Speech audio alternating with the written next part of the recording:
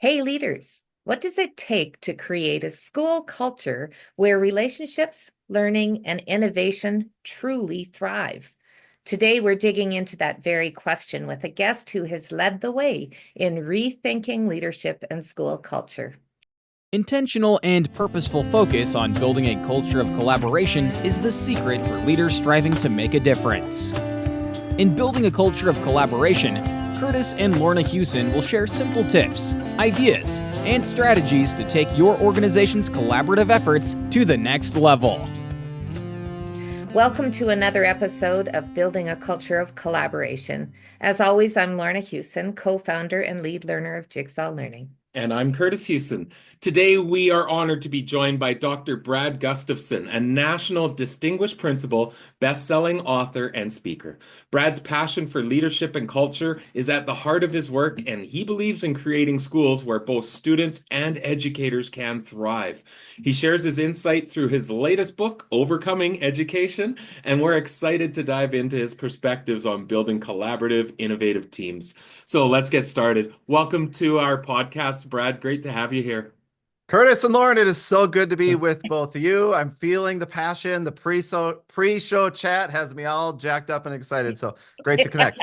Well, that is a great start. Love it. Well, let's just jump right in, and love to be able to hear an experience, for you to share an experience that you've had that has had significant impact on you as a leader today. Sure. Hopefully I don't get kicked off the show. I'm going to go a little outside education here, if that's okay. We love but it. Okay, that's okay. All right, good. We're all human beings, right? We don't sleep at school. So yeah, I'm going through life and just becoming and learning is humbling. And just one memory sticks out among many, but I was at a conference probably a decade ago.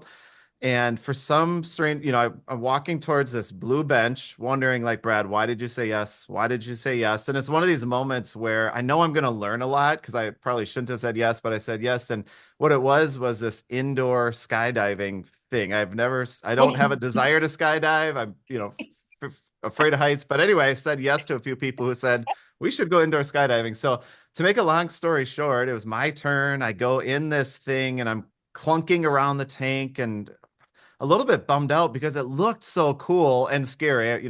Part of me was trying not to die or get embarrassed, but I did it. I did my 1 minute or 2 minute turn. I got out of the tank and I was in this humbling jumper, one piece thing, not feeling cool, but yet feeling super cool because I had done it and survived. And I'm watching, and before they bring the next person into the tank, this massive wind tunnel, the instructor is just maybe killing time, and they are flying around. I kid you not, if you're like a Marvel or Avengers or Superman fan, literally like a superhero, like how a lot of us maybe wish we could function in life in our dreams.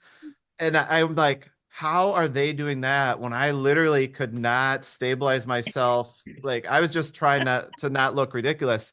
And I just am in awe, kind of dreaming, and my brain goes down this path of, man, I should take lessons and just commit my life to being able to fly. But I'm realizing, like, no, that's silly. My wife will talk sense into me. But I do notice in this stream of thinking, I start to notice, like, why they're able to do what I couldn't do. And part of it was just little knowing hand motions and just like how to work with the air, the massive wind that was flying up. And like that has always stuck with me. What it really was, the epiphany was, instead of like trying to fight massive wind currents or culture, there's a little bit of a connection here, so maybe I won't get kicked off, but what are the small understandings or insights we can have to work with it to achieve just really maximum results for ourselves and with our teams? And I always think about that, no matter, like, 10 years later, I'm telling you about it, just studying the little things we can do that make a really big difference for our team. So that's the thing that I still talk about. Well, and you mentioned it in the book too, the idea that you don't make grandiose gestures in that when it's simple things like just reducing how your hands are held. So share a little bit more. Could you talk a bit more about that idea of reduction being so important? Yeah. And this is why I was so excited to talk to you. And even during the pre-show where I was just bubbling up like, this is awesome because of what you were sharing. But I've been studying leadership partly through a series of small failures over the last 17 years in my principal job, but also just through reading and trying to improve and stuff. But, there's people tell us a lot of things that matter. And some of my latest research has just been like, what are things that matter most? Because what I do not advocate for is just trying to do every small thing or improve every small thing. There are actually some small things. If we reduce this down to and get to the essence, like the essence of collaboration, I would suggest that communication is part of that, mindset's part of it, who each individual deciding who they want to be is part of it, but then with the collective efficacy part of it, collectively, who do we want to be? So really when, reduction, you mentioned reduction, and one of my favorite parts or stories I've read recently is this famous music producer, Rick Rubin. Beastie Boys. Yeah. There you go. Lots. Eclectic producer who's worked with so many Very people. eclectic. But on one of his first albums that he produced, he didn't say produced by Rick Rubin. It actually said on the album cover, reduced by Rick Rubin, which is what an interesting thing. And he went on to explain, my job isn't to like try to have artists add more to be better. It's get to the essence of what matters most. And that's also a philosophy that oddly enough connects to the indoor skydiving. Let's not try to work on every or focus on 1,000 small things, because we already kind of have to do that inherently with our work. But what are like the 5 or 3 things that actually matter most, that if we invest our time in, we can expect real results? Well, and I think wasn't it that when he had produced or reduced, I think, was it LL Cool J of saying we're going to actually strip away some of the tracks to get to just the essence of what you're doing. And that idea of stripping it away actually is way more powerful than trying to make it this elaborate, highly complex where it can lead to confusion, chaos. Yeah, so true. And then just in my, I get to work in a school every day, and but I also hear from educators across the country. One of our tension points is we're really good at adding good things in education, because there are so many things. There are lots of good things out there, but that is not sustainable. You can only fill a plate so far before either the plate breaks or we break, So what a novel concept that we could learn from just a completely different sector like music or Rick Rubin. Like, what can we remove, or what is the essence of what we're trying to do? Because that type of question and clarity maybe can actually free up bandwidth that we could dedicate to the things that actually matter most. Well, it's interesting. We've had an opportunity to listen to Dylan William, who's quite renowned for the work he does around assessment and school transformation. But the keynote we had listened to one time was stop doing good things. And his message was exactly that of stop doing 100 good things. Focus in on the core things that you feel can make a difference. And again, it was a message of reduction. So, Brad, this book, and for those that are listening to the audio, you don't see this cover of a new book that's come out, Overcoming Education. I was struck with the title first with it, but I'd love for you to share what was the inspiration for this for you, and what are you hoping that leaders are able to take away from it?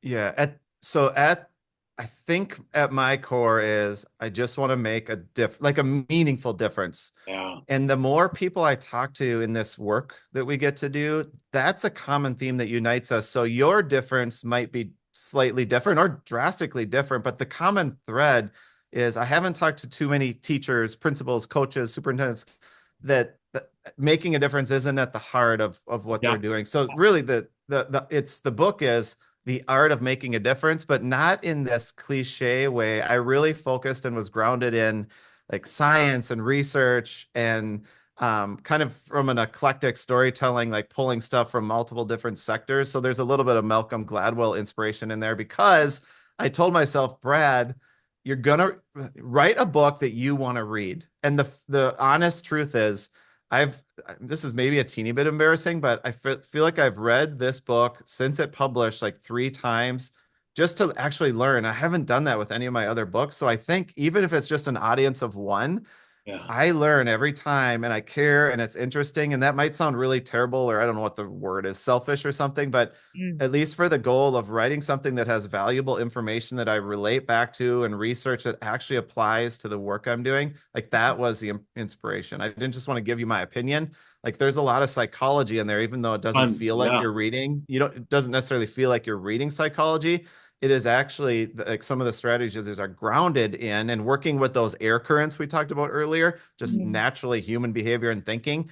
Like that is one way that we can create culture and not have it be confusing or exhausting, that it actually can pair with the initiatives you're trying to lead, the new decisions, the change you're trying to lead. Like it can be a both and thing, but you Mm. have to kind of work with the wind currents. So that's a jarbled answer for that was the inspiration for the book. Yeah. Well, to me, and I forget who had said it, that idea that innovation happens when you actually take ideas from outside Mm. your industry or your area and apply them to yours. And so that was one of the things I love. We've tried to do that in our work too, Mhm. of how can we connect some principles from psychology, some principles from industry, and bring Business. them into a education forum to be able to explore and think of how it relates and connects to the work that we do. It's human work, and Mhm. how do we learn from others that are working with Well, humans and as it well? not adding on like we were saying before, Mhm. but really fine tuning what we're trying to do by adding in another perspective or considering another perspective in that work. Yes, and we can learn. It's the same as like collaborating in a school, or the concept of just we can learn so much from each other within Oh, education. Uh-huh. There are insights that leaders in other sectors and industries have tried that can maybe even enhance or give us an extra perspective that would sharpen kind of our approach with our teams. yeah, for sure. Well, Brad, a driving message in your book is complex challenges can be overwhelming, but making a difference doesn't have to be. Can you just explain a little bit more about what you mean by that? So as lovely, and I don't say that lightly, as much as I love this work, it is like I feel like it's my calling. I love it. It is hard and it's Mm. exhausting. So teachers work incredibly hard, leaders, which teachers, but and also those who are leading in a formal role, it is complex, and there are times where I consider it a win if I'm able to stay up past like 7:30 or 8 p.m. on a Friday Yeah. night, which like every once in a while my wife will refer to me as grandpa, and sorry, but it's tiring. So like are there small adjustments we and I can make to stay up till maybe 9 p.m. on a Friday? So like to like an example, Lorna, and it actually intersects with what we were talking about learning from other sectors. The complexity of the work, there is like proven psychology that can help us with situations we're in. So I'm sure every educator has a phone call they're dreading to make, or that's really hard and difficult, or a person that's challenging to work with, or maybe it's a team or it's a situation. And as a principal, I have those too. And there are some where I try so hard and I think through what I'm going to do ahead of time, and it just falls so flat. And some situations just are so complex. It's like, oh my gosh, I'm just going to be stuck. And maybe it's because of my fear of change. Maybe it's someone else's, whatever the reasons. But like a quick example from the book, a story I just love is I think it was in the 70s, President Carter hosted some peace talks at Camp David. So leader from the Middle East, leader from Egypt, these leaders were in such conflict, they refused to be in the same room together, and days went by and they were about to go home and just going to be a failure. And so that's a complex situation that's tense. People are not getting along. There's no easy solution.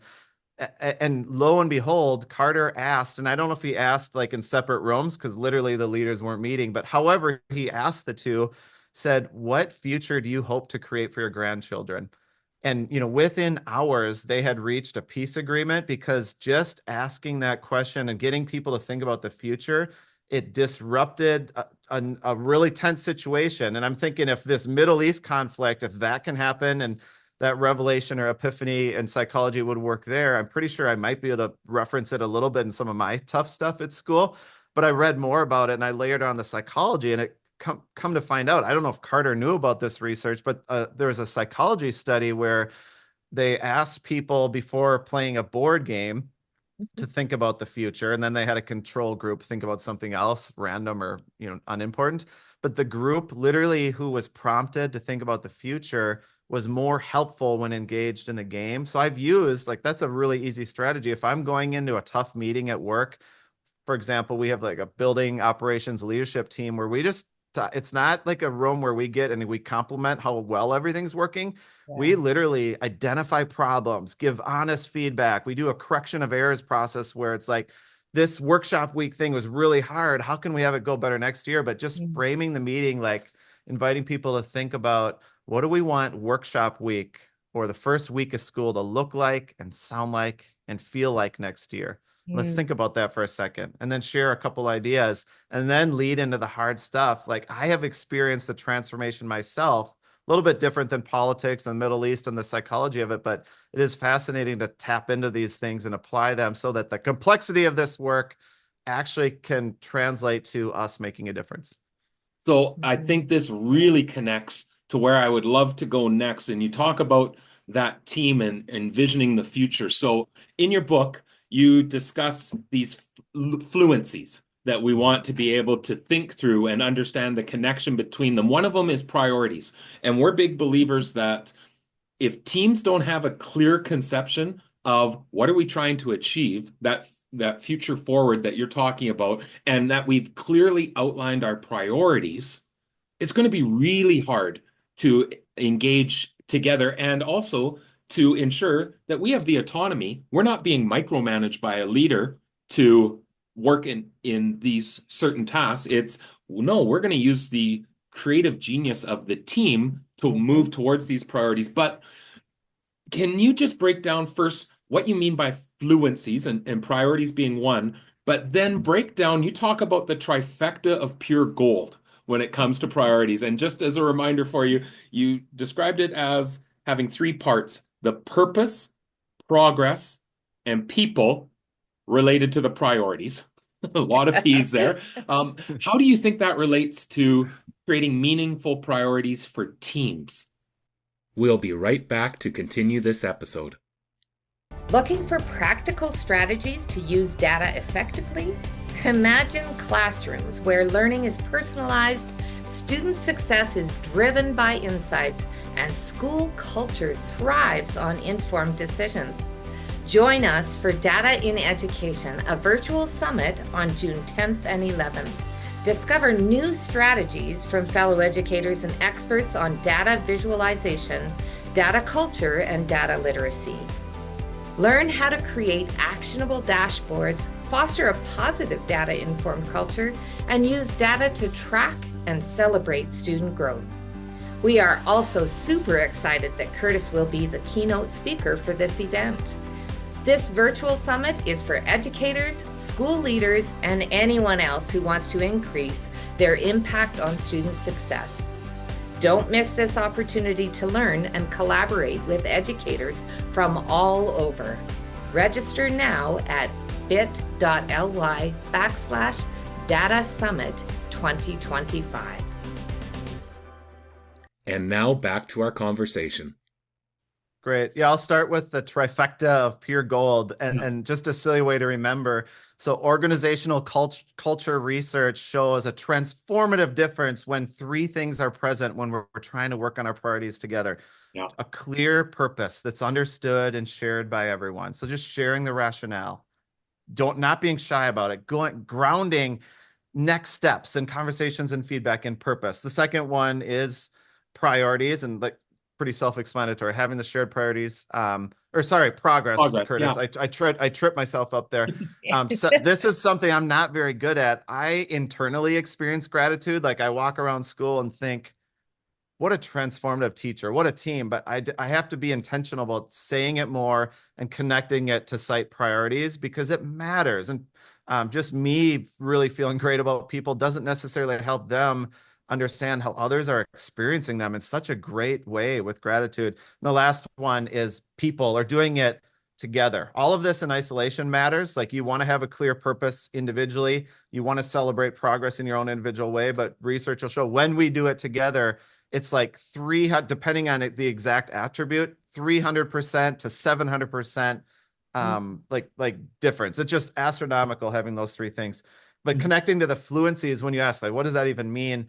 Long story short, I've identified 5 things that are at the essence of virtually everything we're trying to do. You know, people could list 100 things.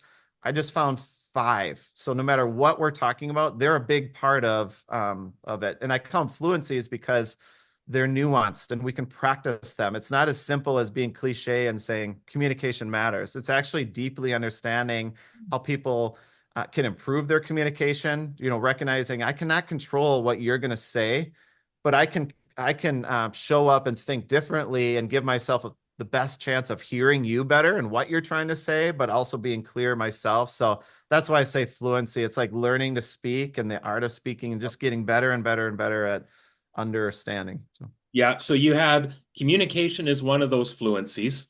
Yep. Priorities as another. And then can you just share with listeners, and I've got the book right in front of me. Yeah. You need to, what would the other 3 be? And here's how I remember it. It's like a quick, it's not a framework built on an acronym, like did the research, but CAMP, C-A-M-P. So 4 of the fluencies start with, you know, communication, actions, mindsets, and mindsets is plural, by the way, and then priorities. But then at the core, like what's the 5th one? It's actually the most important one. It's who do I want to be? And constantly grappling with that question. Who do I want to be when I'm short on time? Who do I want to be when it feels like the world is crashing in or there's 10 things to do at once? Who do I want to be when others are having success? Like just constantly showing up to spaces with that thing. Probably my favorite story or section of the book is priorities, and it's the story about Jaws, making the movie Jaws. And I'm guilty. Like this is just a confession, and maybe that's why it resonates with me so much. Is there was a period of my leadership where I swear I said like a school goal once, and for like 4 years, I just literally operated as if it was in cement and everyone got it, and we were thinking about it all year long. Like how horrible is that? And so the Jaws connection in the book is that in the movie Jaws, it's all about this ferocious shark. Obviously, it's like decades old, but it's a pretty popular movie. The shark did not appear in the movie until 1 hour and 21 minutes in, at least in full. So here you've got this main big idea, the shark. We don't even get to see the full thing until over 1 hour in. And then people have added up the total number of minutes the shark's even in the movie, and I think it's less than 3%. But that was my lead, like it was Jaws type leadership where it was just this vague assumption or something that literally I cared about deeply. It was a priority, but we never talked about it. And then of course that means that the feedback loops and co-creation of it and keep, you know, iterating and improving and growing with where our kids were. None of that happened just because I had that Jaws approach. So I always say, don't lead a school. Don't show up as if you're producing a Jaws movie. Yeah. Well, and I think that goes to what you talked about is we can as a leader for our teams continually communicate the priority, but then like you said, the purpose underneath it. And one of the strategies we've found that works really well, and it goes to both your progress and your people, is to be able to, every time we come together, what's one thing, or let's share a success that we've experienced, that small piece of progress. And then we want to ask, what did we do that led to that success? It didn't happen by accident. What are the specific things that we did? I know Lorna's going to have a music related question coming up here from the book, but the part I also loved, and we did a podcast with Grayson James, and for anyone listening or viewing this, just search previous episodes around Grayson James, and he talked about you can't expect to collaborate with others if you don't know inside what it is. And he said, oftentimes people will blame limited impact when collaborating on the others, that we'd be so much better if this person would just listen more, or if this person would pull their weight. And he says, no, don't focus on that. Focus on what you're doing. Yourself. How are you reacting when this person is talking too much? Are you listening? Are you jumping in with your own? Focus in on you. So that's why I loved that primary fluency in the middle of who do you want to be. That is really specific. That it's not it'll lead to who do we want to be. But if you're not clear on the self, it's really hard to get to the concept of team. Yep. And the number one person we can control our words, our thoughts, our energy. It is us. So in the book, I have a strategy. I call it the candy cane. It's so basic, but it's instead of pointing your finger out and blaming, it's literally a posture where you curl your hand back towards yourself. So your arm kind of looks like a candy cane, pointing at yourself, but it's a fun thing. And we talk about it at meetings sometimes. And we'll even say, I'm going to candy cane right now. And it's an intentional way just to own, no matter how horrible something went. And even if our role in it was pretty small or insignificant, there's usually something we can learn or that we would do differently, just what we've learned. But I'm going to candy cane now, and that spreading that. But I want to go back. You said a second ago, the two questions you often will ask, like what's something that happened that's great or progress? But the follow-up question I learned so much from, because as I said earlier, I'm trying to celebrate more. So I will ask the first one, but your second question really seems like would promote collective efficacy and help people 100%. realize we can impact change. So I just want to thank you for sharing that with me, because I'm going to start doing that. That's awesome. It's one, and it's definitely it's definitely what we intend through that is that we recognize and we want to be able, and when we first started the work that we do, we knew that we wanted to be able to celebrate the good things that were happening, because we don't get enough time to do that, or even the reflection of that doesn't often happen. But to be able to, over time, we said, well, it's great to be able to celebrate, but how do we identify what is actually happening?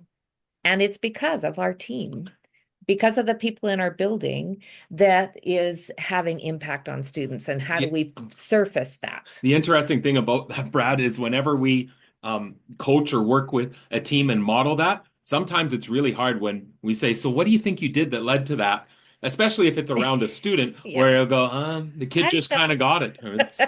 They must be maturing more, or maybe they're getting some more help at home or something. And once people get experience with it, they're able to say, yeah, I think I did this that's leading to it. Or I think we did this. It's a powerful process, and it does, from a celebrations portion, really reflect your candy cane.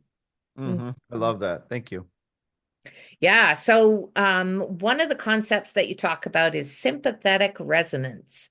And we'd love to know a little bit more about that, understanding that it most definitely impacts developing and sustaining that culture. We were going to say it was a concept that resonated with us, but we knew it was a little bit corny for audience. Oh, that's great. Okay. I'm so glad you asked. I have my book handy, and I actually brought my tuning forks because it is connected to music. So I think a lot of people inherently, when we think about culture, we recognize when it's contagious. Our attitude, our emotional intelligence, those things are contagious. So here's I don't know how well this will pick up on sound, but tuning fork, boom, you can hear it, and it spreads, right? In case you can't hear it, it is ringing right now. And then the really cool science behind it in the music the science behind sympathetic resonance is, if I don't know what the musical term is, dong this again, ting it again, hit it again, play it again. So, help me out here, Lorna. so I play it, and then I'm going to grab the tuning fork. It's stopped. This one is still going. This one picked it up. The second one. Yep. And I think as human beings, it's not just I think, there's research behind like the social and the behaviors and psychology. What we do, how we think, like the emotional intelligence of a leader does spread, but the contagion also spreads from educators. You don't have to be a formal principal to impact the culture of your building. How you show up has that.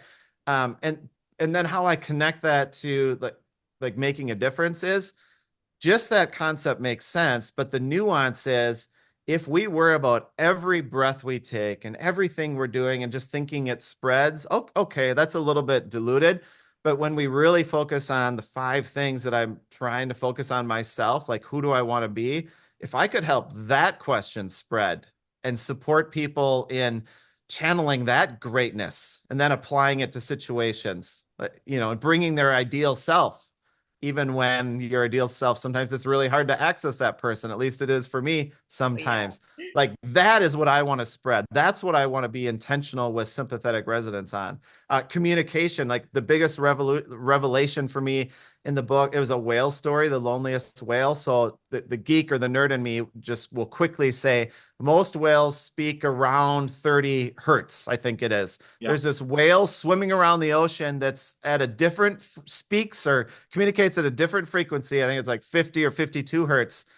Scientists are baffled by this. They don't think other whales can hear it. If other whales can hear it, they certainly can understand it. It might just sound like the Charlie Brown voice. So this poor whale is on a different communication wavelength. And I'm thinking to myself, like the leadership epiphany is, and I've learned this just by being guilty of it. I will show up at meetings sometimes. I will show up at the dinner table last night sometimes, hearing or making my own meeting. And my wife is saying something completely different. Or even at school, like, there's parents who have shared, I really need you to hear this about my child. Like they have anxiety, they're needing this. And in my brain, this is true story. It's happened before. I listen because I care. It's authentic listening. And then when the time is right to share, I say, yeah, but they're smiling at school. Almost just like changing the wavelength or just disregarding what they said, even though I think I'm doing good leadership and listening, like the illusion of communication, that's not my quote or anything, but it is there much more than I ever realized. And I think if people paid attention more to like the wavelengths others were on more than theirs, we would be shocked at how much more effectively we could communicate and just build the priorities together on just starting on the wavelength that the other person is on. We have a colleague, Casey Watts. She has a podcast, Catching Up with Casey, and she just released a book. I believe it's called The Craft of Clarity. And she talks about it as narratives that in a school specifically, there's different narratives that are happening, a leader's narrative, a teacher's narrative, and sometimes they're not sharing the same narrative. And that's exactly what it is. And she says one of our roles to create clarity is to try and minimize the gap between those narratives and to understand one another's narratives as well, which is what I think you're saying there, Brad, of that real communication is understanding what is being said, not just hearing what is being said. And to build on that, great point. So with the fluencies, it's not just learning about each individual, like I'm going to learn about communication, even though I think there's a lot of nuanced research in the book on that. It's actually how the fluencies work together.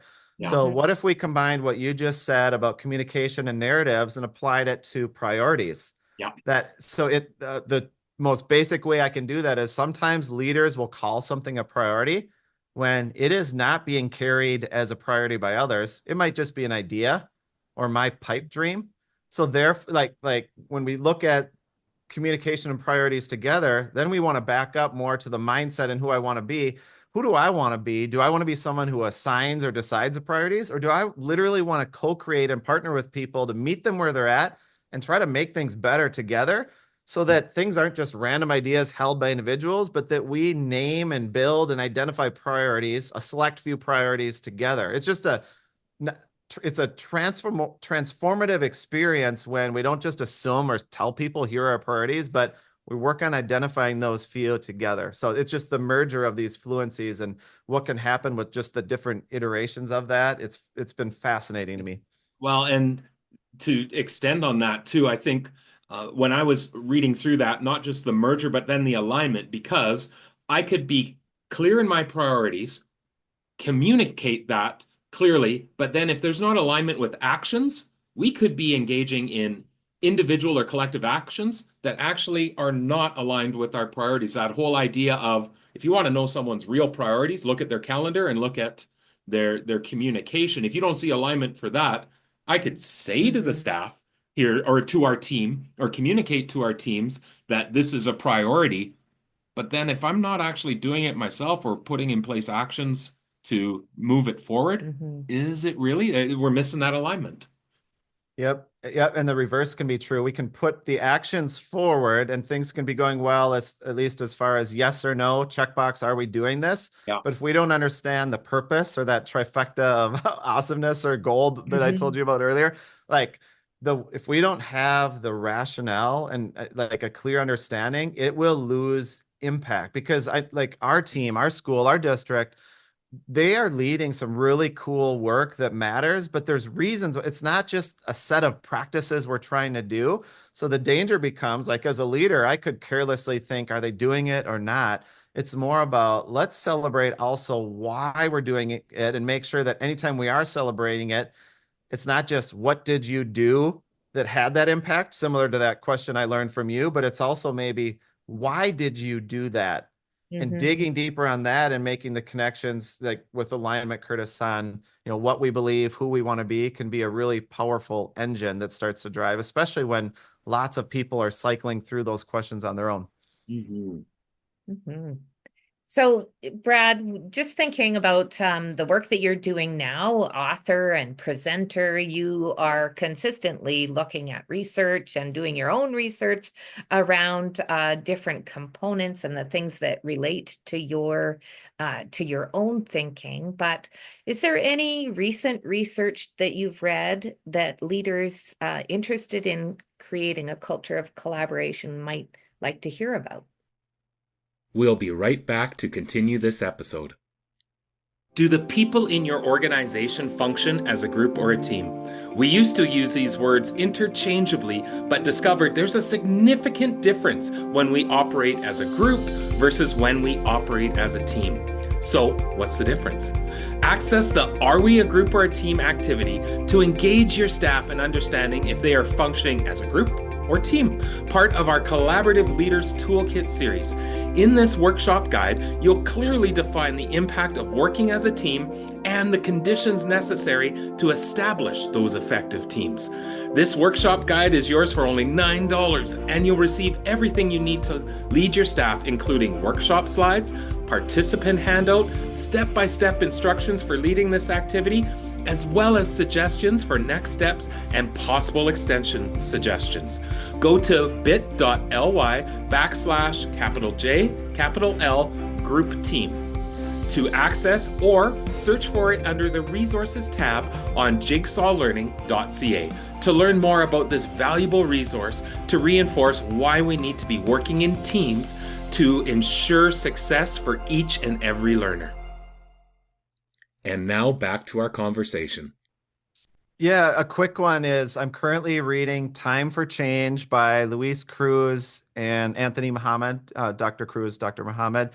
And this will be able to tell you how far I am. It's probably the first 4 chapters, but they're hitting the rationale. Like if you want to be a transformative leader where, all these things happen, like the power of why, and they really get into scenarios and kind of show what happens when you don't have the rationale and when it's not clear. So that's one that I'm seeing value in and learning from. And then I don't remember the source, but I was recently geeking out. Just sometimes I'll go on to Eric Digest and just learn and read. But there was this axis of like it's connected to leadership and making a difference with culture, but it's the control and the value axis. So when people have high control and high value, like really significant work can happen. And when as leaders and just anyone in the field, in the book, I make it very clear, I see teachers as leaders. So that's why I keep kind of having a clarifier say that. But as educators, if we are mindful of, giving people support and control, and you alluded to this earlier as well with the autonomy and not just saying, here's a priority and here's exactly how you have to do it, but co-creating the priority, then making sure people are supported and have just lots of autonomy to navigate and even course correct as needed.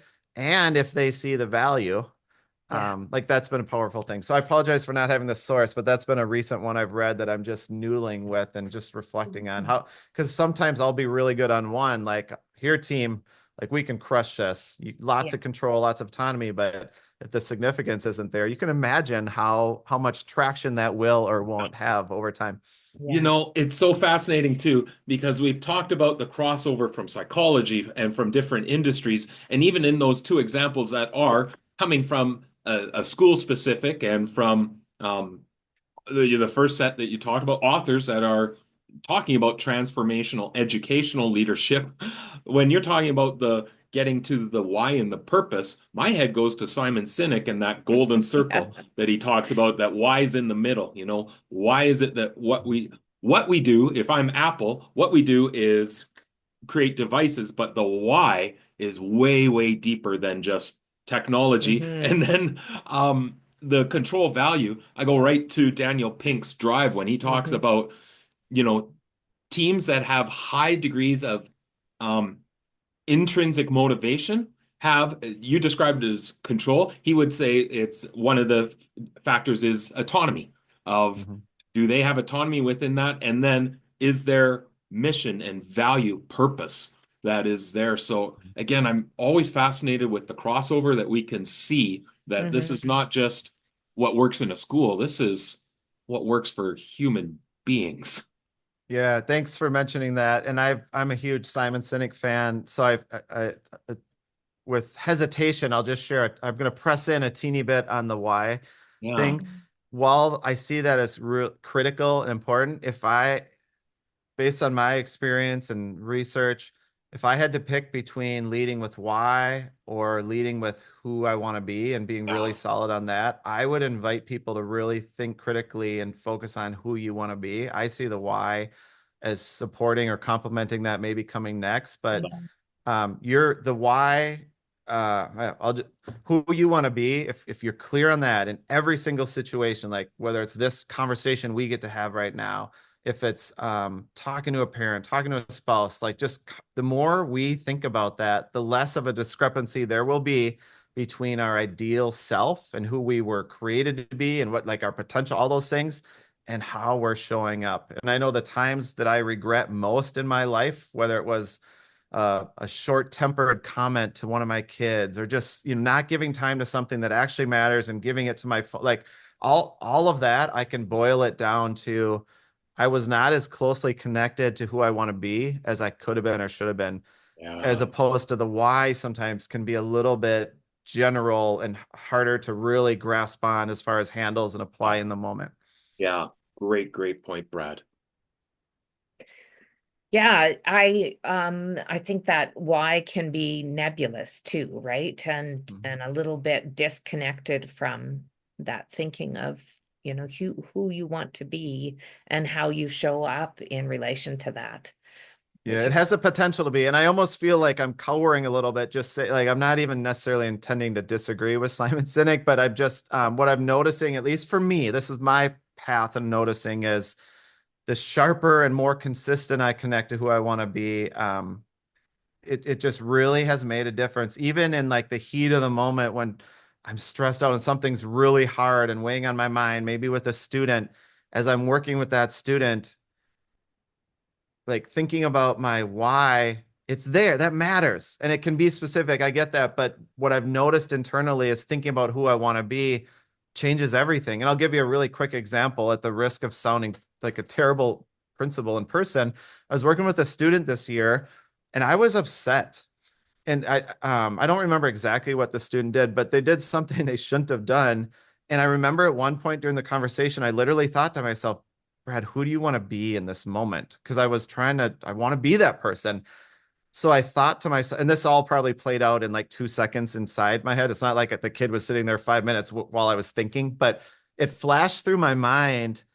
Should you tell this student that you're not going to yell at them? As if I'm like doing it, like, I don't want to be a yeller. Do you get it? So therefore, I'm not going to yell. And then I should maybe tell the kid, I'm not going to yell at you because I don't want to be a yeller. And then I caught myself. I'm like, that is not exactly who I want to be. That's like weird and manipulative. So thankfully, I didn't say it. But just by having that internal conversation, I was able to get to within a few kind of quick seconds to who I actually wanted to be. It wasn't about why, because I care about it was really about challenging myself to get as close to the ideal in a moment where I didn't feel like it. Like probably my amygdala was firing. I probably had some emotions, but I was able to show up as who I wanted because I connected and anchored to that. But I share that story because how messed up was some of that thinking? Like thankfully, I Mhm. paused long enough to think about that, instead of acting with on a half thought or an impulse. So Brad, we're getting close to wrapping up, but I want to push out an idea here. And I agree wholeheartedly with at the core of who do I want to be. But then what would your thoughts be around as a team? Can we get to the place of who do we want to be as a next step for us. What are your thoughts on that? And would be some strategies that you would share to move in that collective understanding of who do we want to be? Yep, it goes back to sympathetic resonance. So the more that we're thinking about and saying and asking, who do I want to be? Who do we want to be? Starting meetings with that question when appropriate, or if you're working on something tricky or starting something new and exciting. Like we did that with our playground fundraiser that we had about a year ago before we started advertising, fundraising. Like, who do we want to be? Because that actually then drove our communications. It drove what we emphasized. It drove actually some of the selection of the equipment we selected. We want to be an inclusive school where not just some kids can play on the equipment, but all kids. Like, so that's an example of like Jaws. Don't do the Jaws leadership thing. If you want to build the we, like who do we want to be, then talk about who you want to be often with humility.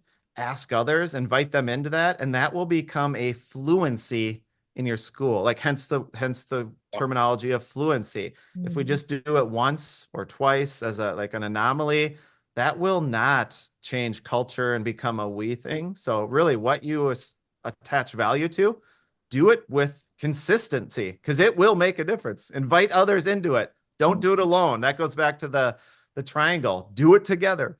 Yeah.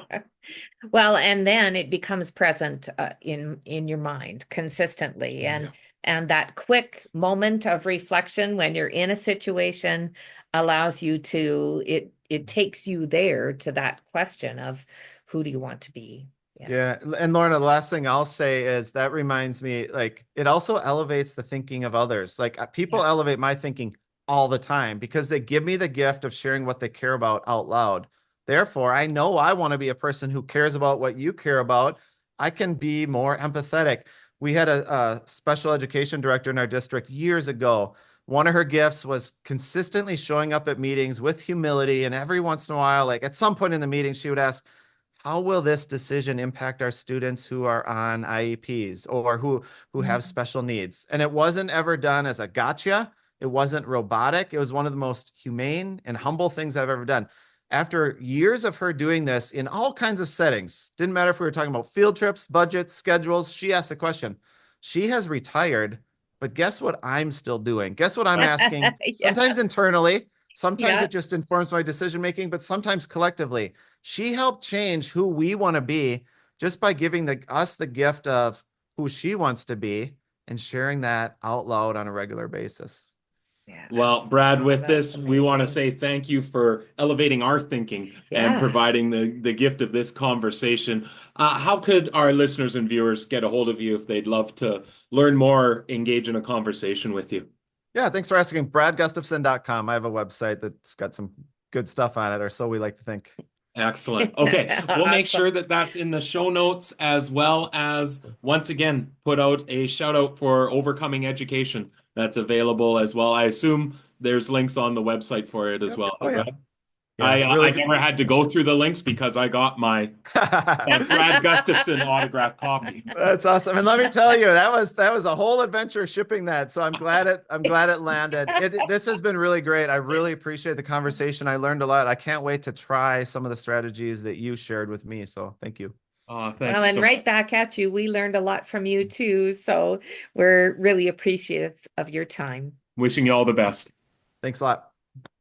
So I love that idea of elevating thinking through conversations and through that sympathetic resonance idea. And really, that is one of the core purposes of this podcast, is being able to engage with others, elevate our own thinking, and hopefully for those that are listening and viewing, there's thoughts, ideas that come and confirm, but also elevate your thinking as well. So what were some things that really stood out for you in this, Lorna? Yeah, so of course, for me, that idea of at the focus of everything that you do, it's that consideration and self-reflection of who do I want to be. Yeah. And I love that idea, that thought, if you are really conscious of it, that you're constantly bringing that reflection up in your mind in all of your conversations. And Brad even talked about, when I'm talking to my wife or when I'm talking, to a parent, or like it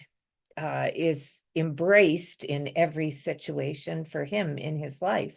But that really speaks to the person that you really want to be.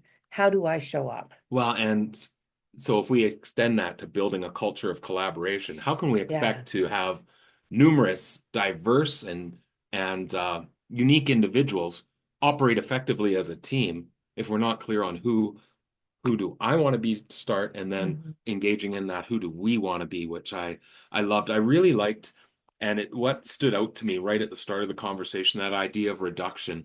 And we see this all the time in teams, is can we strip away to what is the one or two things that we're trying to really impact within our school. And that idea of, I'll go back to the main statement that he was making in the book that we noted, that complex challenges can be overwhelming, but making a difference doesn't have to be. And the idea of, let's just focus on making a difference in one or two things and get our progress and then recalibrate and go again. I think that's important for teams. And I really like the idea of, when you're doing that, how can we use that matrix of control and value to be able to give the utmost of control to our teams to navigate that while doing something that is of high value for them collectively. Yeah. There were just so many things that he clearly is very passionate about his work. And that idea too of, the JAWS priority. I got a kick out of that. Consistent, visible. Yeah, but the idea that we can say that there is a priority that we have, but if we don't put any action behind it, either in ourselves or directing our teams to do that, then it really will go nowhere. Absolutely. So thank you so much for joining us for once again another episode of Building a Culture of Collaboration. Thank you to Dr. Brad Gustafson. Please check out the show notes. And again, we wish you all the best. Remember, as we engage in this work, it's about how can we leverage and maximize our work together in teams to see, as Brad mentioned, how can we make the greatest impact or the greatest difference possible in our endeavors. So with that, wishing you all the best. See you soon. Jigsaw Learning, founded by Kurtis and Lorna Hewson, is a team of educators who work with schools, districts, and educational leaders to establish collaborative response to ensure success for all students. Because every child deserves a team.